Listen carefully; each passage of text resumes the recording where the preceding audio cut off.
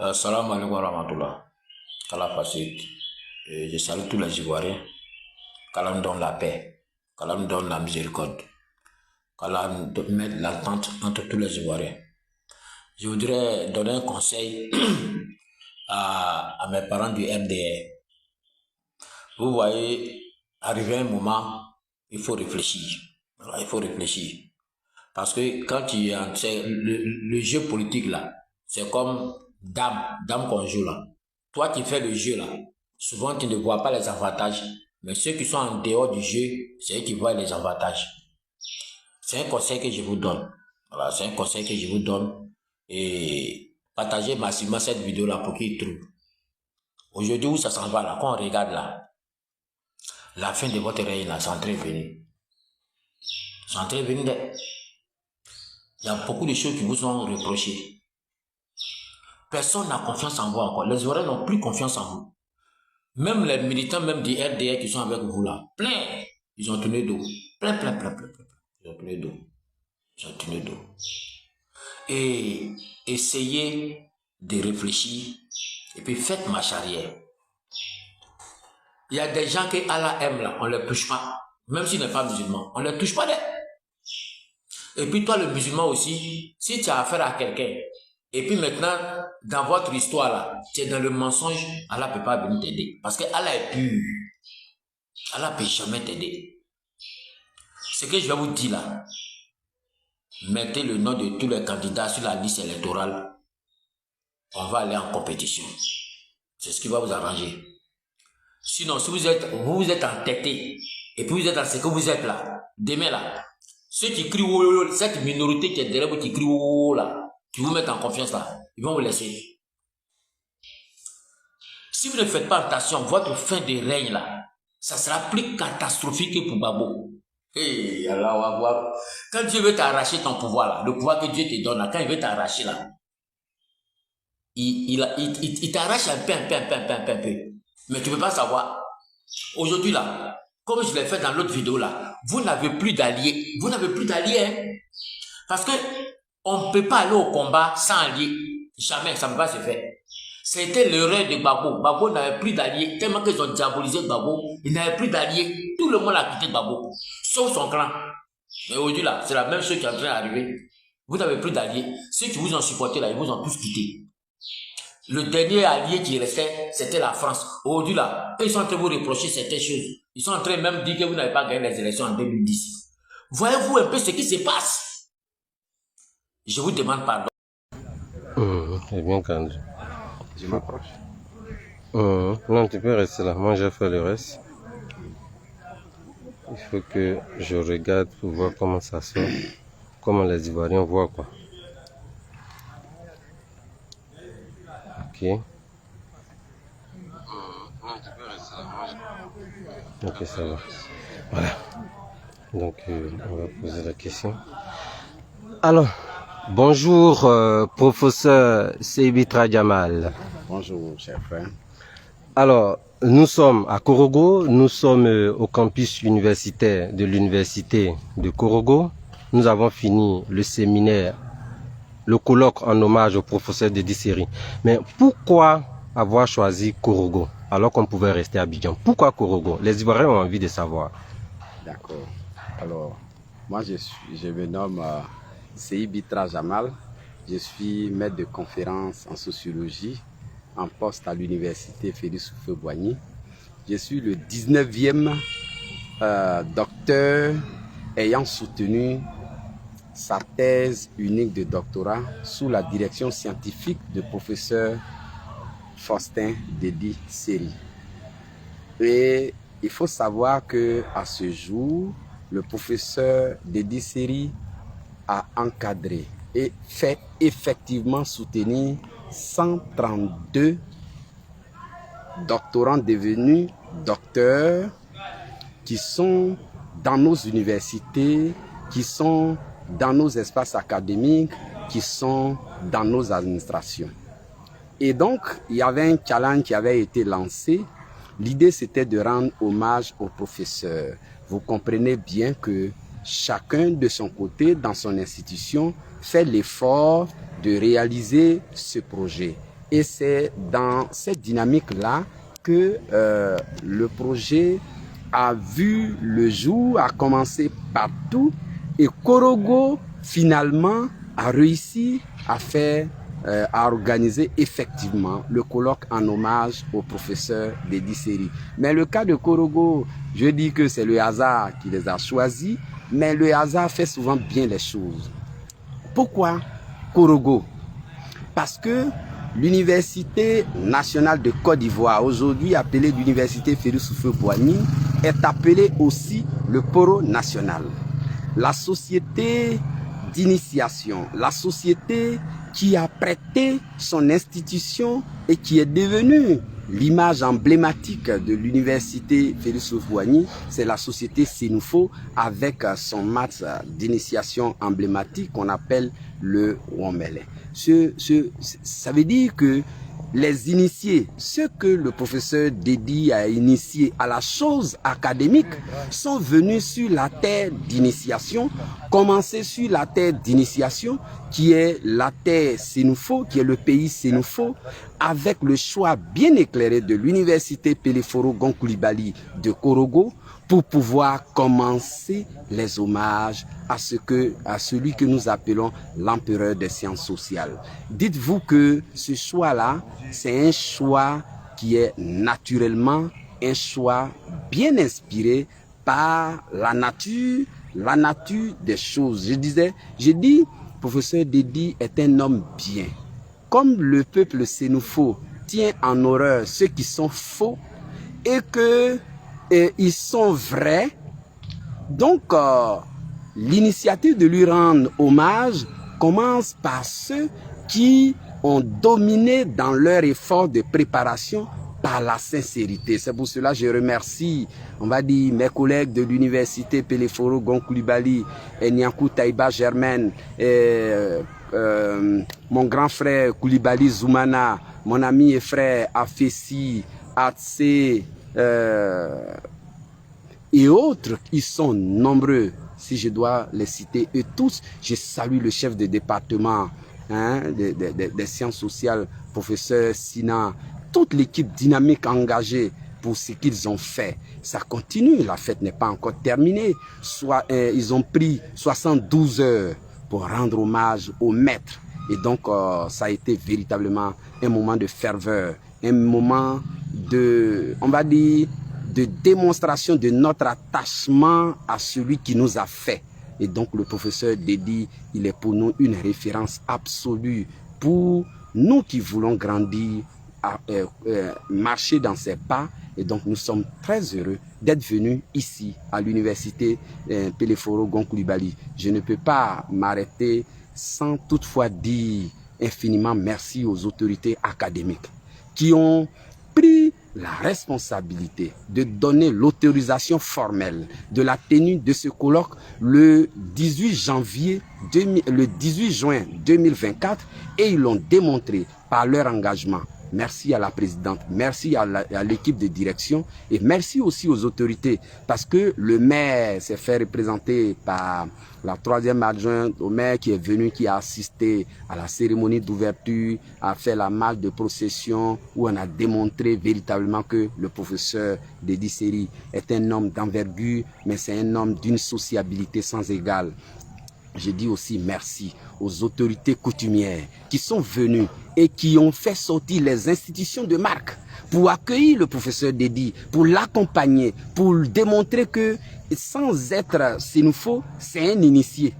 Il sait partager, il sait encadrer, il sait organiser, il sait préparer l'avenir tout en assurant, on va dire, l'essentiel de ce qui sort de, on va dire, de l'histoire ou de la vie de ceux qui font la vie de la nation. Il a fabriqué cette élite, on va dire, d'envergure ici en Côte d'Ivoire. Je suis sûr que le professeur Dedi Seri n'a pas d'égal par rapport à cette, on va dire, généreuse et intelligente générosité qui fait que nous, fils de paysans, aujourd'hui, nous sommes aujourd'hui des acteurs de premier plan du développement de la Côte d'Ivoire. Très bien. Alors, professeur, vous qui êtes un des 32 docteurs encadrés par le professeur Dedi Seri, quel est le sentiment qui vous habite lorsque parmi tant de docteurs qu'il a encadrés, c'est à vous qu'a été confiée la responsabilité de dresser son portrait? Alors, j'ai dit tout à l'heure, je suis celui qui a soutenu en 19e rang sur la liste de 132 personnes. Ça veut dire que je suis un cadet par rapport aux aînés. Et parmi nous, il y a des gens bien plus éloquents. Il y a des gens qui ont véritablement une plume tranchante. Mais le choix a été porté sur ma modeste personne. Je voudrais dire infiniment merci à tous les enfants académiques au professeur Dédi Seri. Mais quand on finit de vous désigner, vous êtes loin d'imaginer le poids qui s'exerce sur vos épaules. C'était véritablement difficile. Mais la chance m'a souri et j'ai pu dépeindre, on va dire, ce monument en 5 points où j'ai parcouru, on va dire, son origine sociale. On va dire, j'ai aussi parlé de son parcours scolaire et universitaire. J'ai parlé également de ses recherches. J'ai parlé aussi de son combat pour la justice et j'ai parlé aussi de ce qu'il a fait comme contribution en matière de fabrication, on va dire, de l'élite ivoirienne. Et donc c'est vraiment avec grand plaisir nous avons réussi à le faire. Et le professeur Dédi Seri, dans cette généreuse aventure, il a donné à toute la Côte d'Ivoire. Et nous, on a essayé de faire un exercice, on va dire, en regardant les caractéristiques des docteurs qu'il a fabriqués. Il y a 69 qui sont d'origine à Caen. Ils représentent 52% de l'effectif. Cet effectif que je rappelle s'élève à 132. Il est d'origine Krou. Chez lui-même, il est BT. Donc dans le groupe Krou, il a fait soutenir 22 personnes. Krou, c'est-à-dire Dida, BT et autres, 22 personnes. Ça veut dire un tiers de ceux qui sont d'origine à Caen. Et le même Dédi Seri, il a aidé des docteurs venant de ce qu'on appelle le Nord. Les Gou et les Mandés Nord, et ils sont au nombre de 20. Et les Mandés Sud sont au nombre de 14. Et les non-nationaux qui viennent du Tchad, du Burkina, de Burundi et autres, sont au nombre de 7.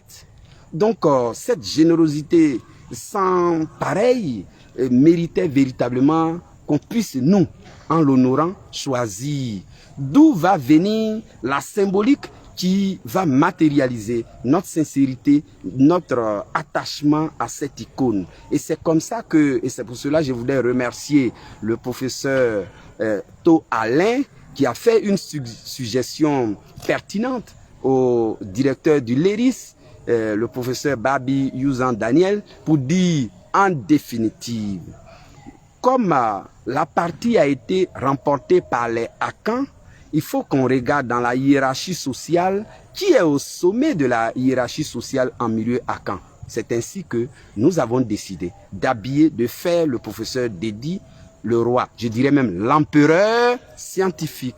Et nous avons décidé pour véritablement l'honorer, de l'habiller en grand chef Akan, avec une canne.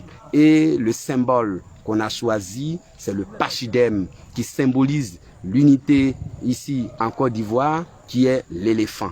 Et donc il a été habillé, paré d'or et tout ça. Et ses enfants, nous tous, nous sommes très fiers.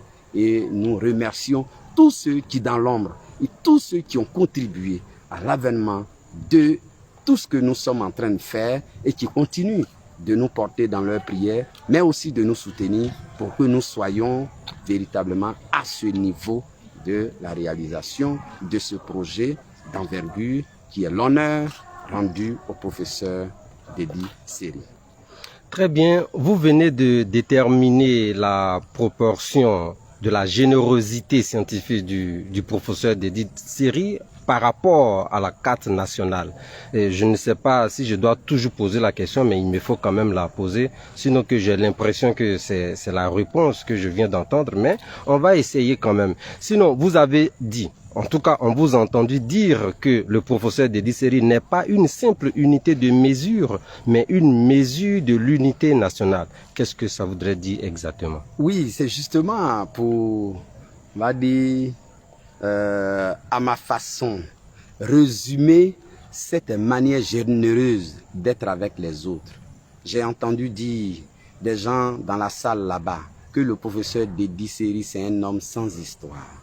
Celui qui donne sans jamais penser à recevoir.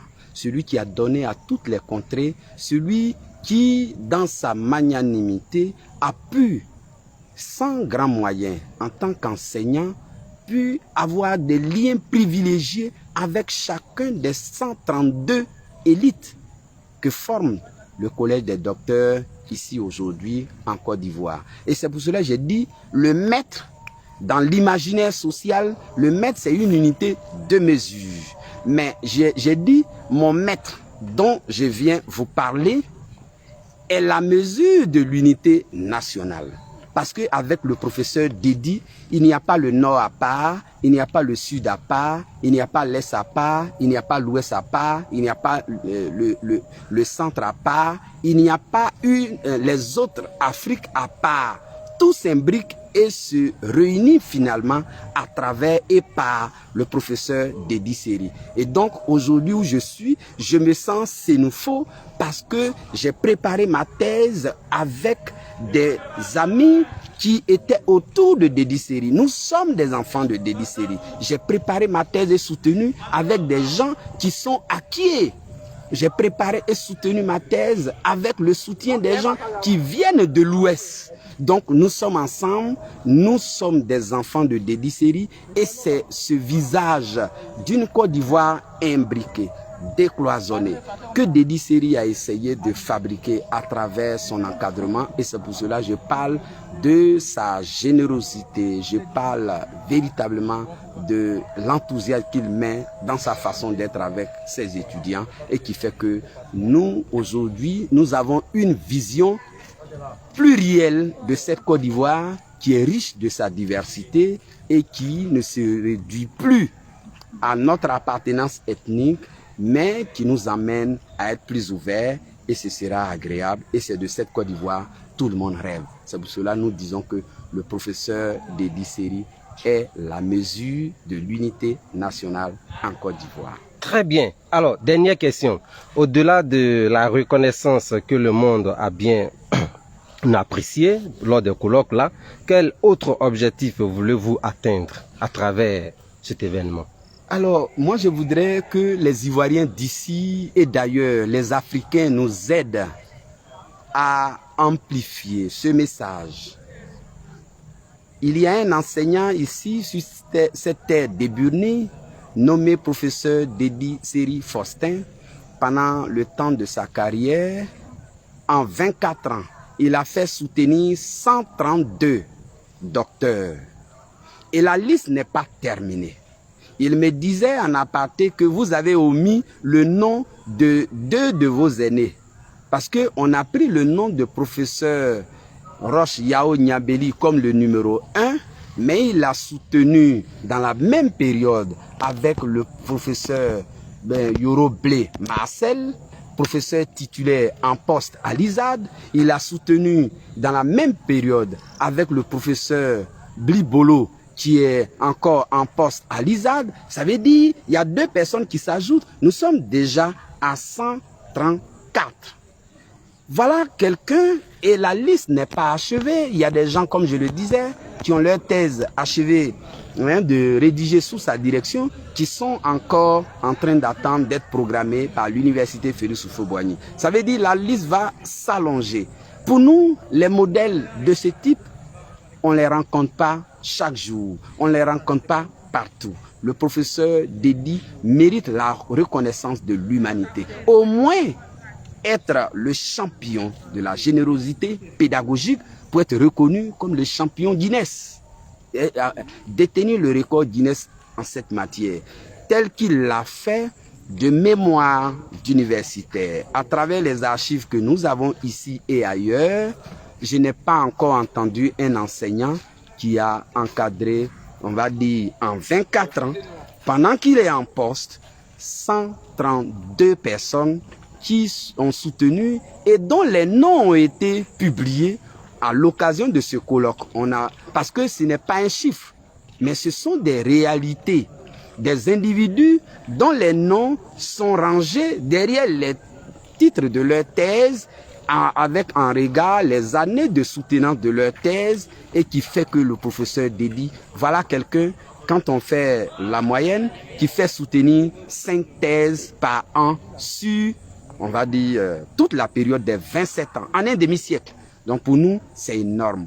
Le professeur Dédi mérite d'être inscrit dans le document célèbre, on va dire, de record Guinness. Et c'est pour cela qu'on demande que la diaspora, on demande que les Africains d'ici et d'ailleurs nous soutiennent, amplifient ce projet, viennent enquêter à nouveau à l'université Félix Houphouët-Boigny pour démontrer à la face du monde on peut donner sans chercher à recevoir. Le professeur Dédi a tout donné.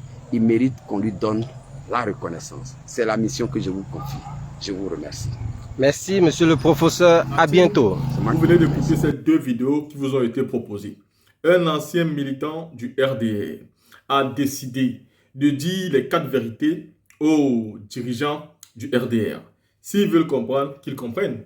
Le militant Ibrahim, ex-militant RHDP, interpelle le régime RDR.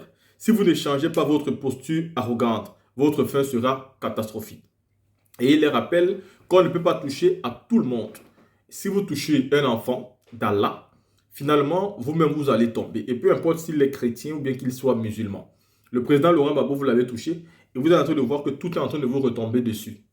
Et de l'autre côté, vous avez vu une seconde vidéo à l'université de Korogo où on rend hommage au professeur Faustin Dédi Séré. Dans la team, dans cette vidéo, on va se concentrer. Premièrement, sur la sortie du militant RDR. Le régime d'Alassane Dramane Ouattara a fait du mal et continue à faire du mal. Au début, ils ont eu comme soutien tout le Grand Nord. Je dis bien tout le Grand Nord était mobilisé contre eux, en croyant dur comme fer qu'ils avaient un combat légitime. Ça veut dire, même s'ils n'étaient pas dans la légalité, eux, ils pensaient que c'était totalement légitime. On accusait Gbagbo de tous les noms d'oiseaux. Aujourd'hui, on a pu se rendre compte que le président Laurent Gbagbo a épousé une femme du Nord. Alassane Ouattara, lui, il a épousé une blanche. Lui-même, originaire du Burkina Faso, il n'a même pas eu la mébilité d'épouser une Ivoirienne. Ça veut dire que c'est comme si il les gouverne, mais il ne les aime même pas. Sinon, il aurait pu prendre une Ivoirienne et partager au moins les avantages et l'argent avec une enfant du pays. Mais non, il a fallu qu'il parte chercher une juive quelque part là-bas pour venir gouverner les Ivoiriens. Les gens du Nord eux-mêmes qui se sont battus à ses côtés, qu'est-ce qu'il a fait? Il ne les calcule pas, il ne les gère pas. Plus même, il envoie leurs enfants en exil et d'autres ils se font tuer parce qu'ils se battent contre lui. Nous avons vu le cas de Ouattao, nous avons vu le cas de Idé, nous voyons le cas de Soro Guillaume, nous voyons Soul Toussoul qui est dans les tribunaux tous les jours, nous voyons les Ahmed Bakayoko qui sont partis, les Amadou Gon Coulibaly qui sont partis. Et pour citer, si on commence, on ne va pas finir. Ça veut dire que les enfants du Nord aujourd'hui ont compris que le combat était peut-être, selon eux, un vrai combat, mais pour la mauvaise personne. Et donc ils savent aujourd'hui qu'il faut nettoyer ce monsieur, parce que quel avantage ils ont eu, quel intérêt ils ont eu. Aujourd'hui, c'est Ouattara lui-même qui augmente les prix pour aller à la Mecque. Les musulmans ont plus de mal à aller à la Mecque aujourd'hui que quand c'était Gbagbo qui était au pouvoir. Comment on peut donc continuer à faire confiance à une telle personne? C'est impossible. C'est un homme qui est impitoyable, un homme qui n'a pas de sentiments. Et il a décidé de garder le pouvoir vaille que vaille. Vous avez même constaté qu'on a dépêché Nicolas Sarkozy en Côte d'Ivoire pour dissuader Alassane Ouattara de faire un 4e mandat et de passer la passe, de faire la passe à Tidjane Thiam pour garder un minimum de stabilité dans l'Afrique de l'Ouest. Mais Ouattara dit niet, il veut garder le pouvoir, quel qu'en soit les cas. Mais qu'est-ce que les Français pensaient? Quand ce genre de personne prend goût au pouvoir, pensez-vous vraiment qu'il peut laisser tomber? Oubliez ça. La team CC étant dit, dites-moi ce que vous pensez, on se prend pour une autre vidéo.